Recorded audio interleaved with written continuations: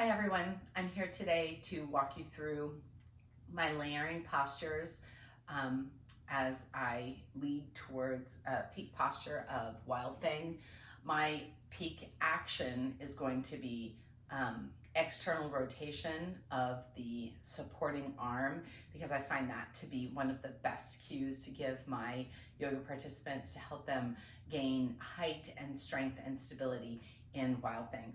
So the first posture that I would start with is cat-cow. I find that can be, before I even start with cat-cow, one of the first things I do is I sit up at the beginning of class as people are still entering, and I talk about external rotation and what that feels like in the shoulder blades and the rhomboid muscle, and how we can practice it right here and see how that feels.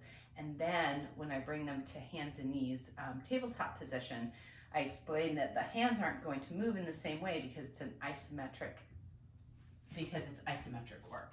So I find that that's really helpful for them to feel it in their body before we come to cat-cow and they start playing with that isometric contraction. And one of the postures that I will use is Utkatasana chair pose, and that's one of those postures where the hands are not on the ground, so you can get a little bit of movement through the entire arm, not just the upper shoulder. So once I do cat-cow for a while, of course I would probably be flowing through my vinyasas, and high to low push-up is another really great posture. Finding that external rotation and the strength in the back body and using it as you travel high to low. And I'm always very happy that I gave the all of the instructions in the beginning of class with both cat-cow and just seated and feeling how that works, because I find that some of my participants have a hard time making that mind-body connection while they're under the strain of challenging work. Seated practice, hands and knees in tabletop, and then high to low push-up. And then I would probably, as I'm flowing through my class, I would take them to chair pose and play with that external rotation up in my chair, because it's, like I said earlier, it's a really great place to feel that motion. It's windy in here. To feel that motion through the shoulder girdle and really feel the shoulder blades come together as you internally and externally rotate. Next, I may not do side plank next, but I would certainly work in side angle, and I find side angle can be a really great posture for people to get the feeling of what Wild Thing might feel like down on the ground when we have just 3 points of contact. So in extended side angle, I would play with the top arm internally and externally rotating.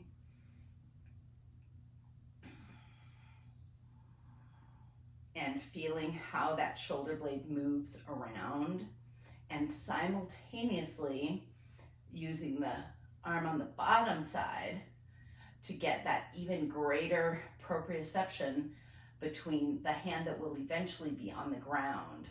I find that it, again, kind of like working through tabletop and arms extended out front, like playing with the top arm first and then the bottom, helps them to feel the motion in the shoulder without the work that is being placed on the low body. Next, I would probably work into side plank, and while doing side plank, I would instruct them to push the hand a little farther out to get what that's going to feel like in Wild Thing. and feel how the bottom of the shoulder blade, when it comes into place, you're really getting that opening through the heart space, opening through the chest. And then I would do that on the other side, of course.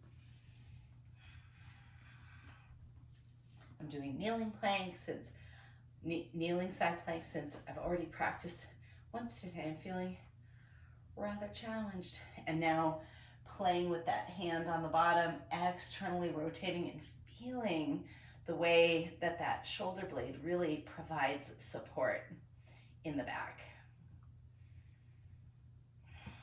And slowly releasing. I really love the way that Matt has taught us how to get into and how to play with Wild Thing. I often bring my people through pigeon pose, and then once we're done with pigeon pose, I pull back through high plank, open up to side plank, and then bring the hip down so that we can work on where the feet contact and where the hand is. And I find that at the end of class, when I'm instructing that external rotation of the shoulder, they're really feeling that opening because of all of the work that we've put into getting here. And then I play with, there was one class that Matt taught where he was doing, I keep thinking of them as intervals, level 1, level 2, level 3, like pushing a little bit bigger, a little bit bigger, a little bit bigger.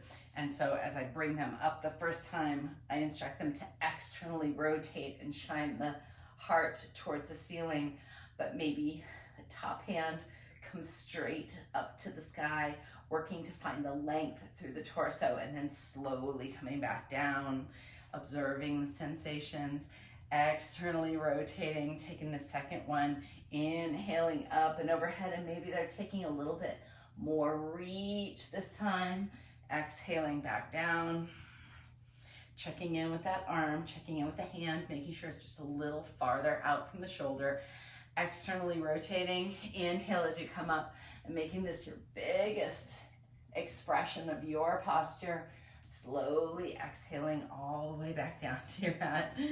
Let's do that to the other side.